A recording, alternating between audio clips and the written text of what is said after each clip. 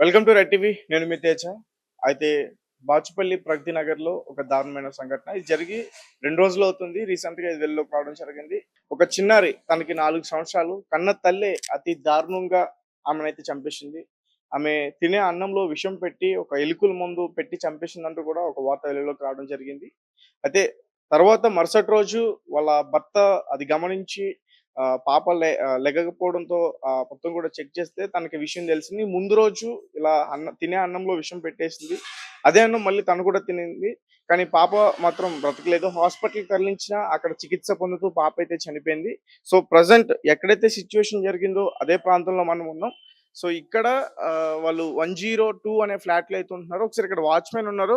ఒకసారి ఆయనతో మాట్లాడే ప్రయత్నించండి. ఏం భయపడొద్దు. నార్మల్‌గా ఏంటి అసలు వాళ్ళ పరిస్థితి ఏంటి? సాంబశివరావు, కృష్ణపావని నార్మల్‌గా చెప్పండి బ్రదర్. మీరేం భయపడొద్దు. అంటే ఎట్లా ఈ సిట్యుయేషన్ ఎప్పుడు జరిగింది? అది నిన్న నైటో, మొన్న నైటో అంత ఐడియా లేదు మాకైతే. ప్రస్తుతానికైతే వాళ్ళు అదే ఎవరితోని ఆళ్ళ పని వాళ్ళు చేసుకొని ఉంటూ ఉంటారు. స్కూల్‌కి తీసుకెళ్తుంటారు, వస్తూ ఉంటారు. హ్మ్. అట్లనే తప్ప ఇంకేమీ లేదు. వాళ్ళు గొడవలు ఉన్నట్టు ఏం మాకేం తెలీదసలు. ఇలా వాళ్ళిద్దరు హస్బెండ్ అండ్ వైఫ్ ఇద్దరు కూడా బానే ఉంటారా? బానే ఉంటారు. ఈ గొడవలు అలాంటివి కూడా ఏమీ లేవు ఆళ్ళకి. హ్మ్. బానే ఉండుంటారు మరి. మరి ఏం జరిగిందో అంటే నార్మల్‌గా 2 రోజుల క్రితమే జరిగిందంటూ కూడా చెప్తున్నారు కదా! ఎలుకల మందు కలిపింది అని. అంటే ఎలా ఆమెనే బయటికెళ్ళి తెచ్చుకుందా? లేకపోతే ఎట్లా? మనకు తెలీదయ్యేం. ఓకే. మీ సీసీటీవీ ఫుటేజ్‌లన్నీ కూడా కరెక్ట్‌గా వర్క్ చేస్తాయా బ్రదర్? అన్నీ వర్క్ చేసేస్తాయి. సీసీ ఫుటేజ్ అంతా బానే వర్క్ చేస్తది. అంతా బాగానే ఉంటది.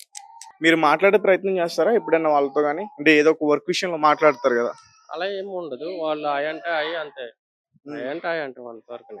అంటే 102 అంటున్నారు. అంటే ఫస్ట్ ఫ్లోరే. ఏదైనా గొడవ పడినా గాని పక్క ఫ్లోరోళ్ళు గాని కంప్లెయింట్ ఇవ్వడం, లేకపోతే మీకు వాళ్ళు ఏదైనా విషయాలు చెప్పడం. అలా ఏమి ఎప్పుడు కూడా లేదు. పోనీ మీరెప్పుడన్నా పైకి వెళ్తారు కదా! ఏదో ఒక పని చేయడానికి. అస్సలు లేదండి. సో, మీరు వాళ్ళతో ఏం భయపడొద్దు. నార్మల్‌గా భయపడను. చెప్పండి. లేదు లేదు. సో, వాచ్‌మెన్ అయితే ఆ విషయాలు చెప్పడానికైతే భయపడుతున్నారు. ఖచ్చితంగా వాళ్ళకి ప్రెషర్ ఉంటుంది. ఎందుకంటే ఈ సిట్యుయేషన్ అంతా కూడా సైలెంట్ అయిపోయిన తర్వాత వాళ్ళు వీళ్ళని అడిగే ప్రయత్నం అయితే ఖచ్చితంగా జరుగుతుంది. ఒకసారి మనం 102 ఫ్లాట్ అని చెప్తున్నారు. ఒకసారి మనం అక్కడికి వెళ్ళే ప్రయత్నం చేద్దాం.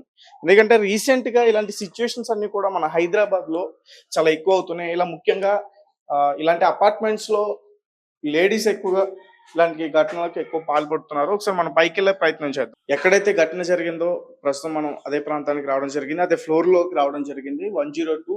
సో, ఇదే ఫ్లాట్‌లో ఆ మహిళ చాలా దారుణంగా అయితే ప్రవర్తించింది.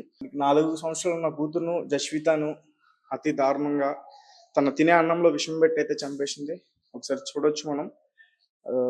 అమ్మాయి యొక్క స్లిప్పర్స్, ఆ పాప యొక్క స్లిప్పర్స్ ఇవన్నీ గూడా చూస్తూ వాళ్ళ బంధువులు చాలా బాధపడే ప్రయత్నం జరుగుతుంది. ఎందుకంటే ఆమె పుట్టి 4 ఏళ్ల మాత్రమే అవుతుంది. చాలా మిస్ అవుతున్నారు. చాలా అల్లరిముద్దుగా పెంచుకుంటున్నారంటూ కూడా చెప్తున్నారు. అయితే ఈ మధ్య కాలంలో చూసుకుంటే ఇటువంటి సంఘటనలు హైదరాబాద్‌లో చాలా ఎక్కువైపోతున్నాయి. రీసెంట్‌గానే మన జీడిమెట్లలో కూడా చూసాం.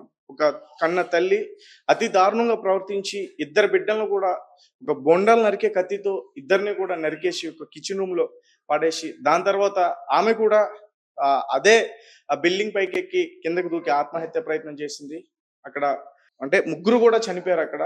ఇద్దరు బిడ్డలతో పాటు ఆమె కూడా చనిపోయింది. ఇక్కడ కూడా అటువంటి సిట్యుయేషనే కనిపిస్తుంది. ముఖ్యంగా ఇక్కడ ఈ పావని ఎవరైతే కృష్ణ పావని అనే పేరు చెప్తున్నారో ఆమె అయితే చాలా దారుణంగా ప్రవర్తించిందనే చెప్పుకోవచ్చు. ఎందుకంటే ఆమె కన్న బిడ్డకి మందు పెట్టడంతో పాటు ఆమె కూడా అదే విషం కలిపిన అన్నం తిని ఆ భర్తకి చేయకుండా సైలెంట్‌గా పడుకోవడం. దాని తర్వాత భర్తకి అనుమానం వచ్చి పాప లెగకపోవడంతో వెంటనే హాస్పిటల్‌కి తరలించడం. తర్వాత మిగతా విషయాలన్నీ కూడా తెలియడం. ఇవన్నీ కూడా జరుగుతున్నాయి. అదే చాలామంది 2 రోజుల నుంచి కూడా గట్టిగా అడిగే ప్రయత్నం చేస్తున్నారు. అసలెందుకు మహిళలు ఈ విధంగా ప్రవర్తిస్తున్నారు? దీనికి అసలు కారణాలేంటి?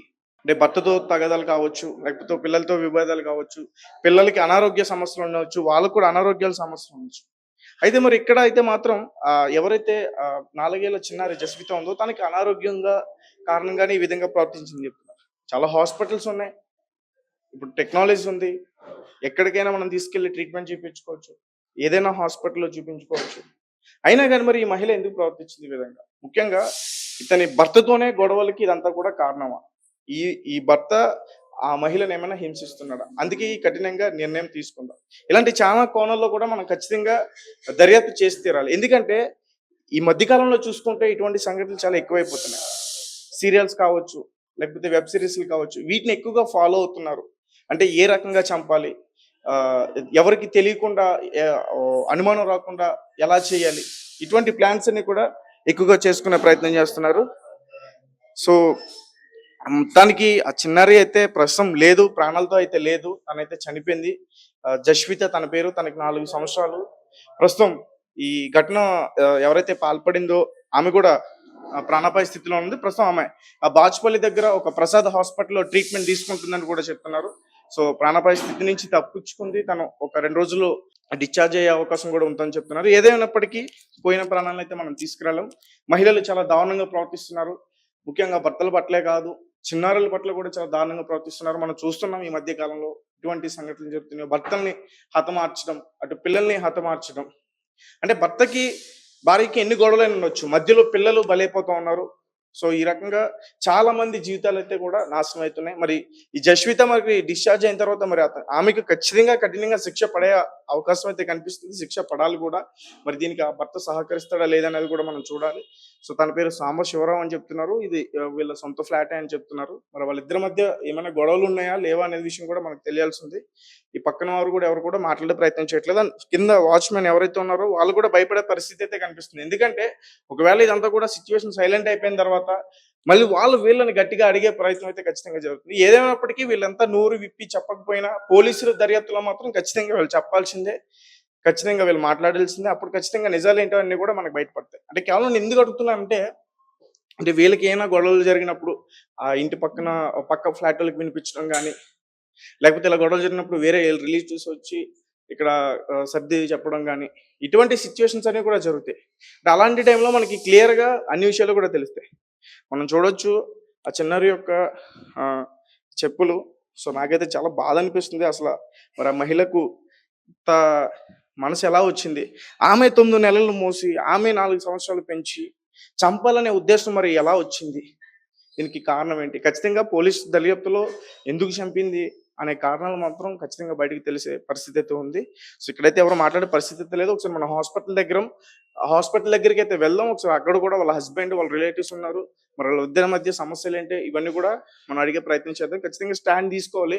ఎందుకంటే ఈ భార్యాభర్తల వల్ల చిన్నారులు చాలా మంది బలైపోతున్నారు.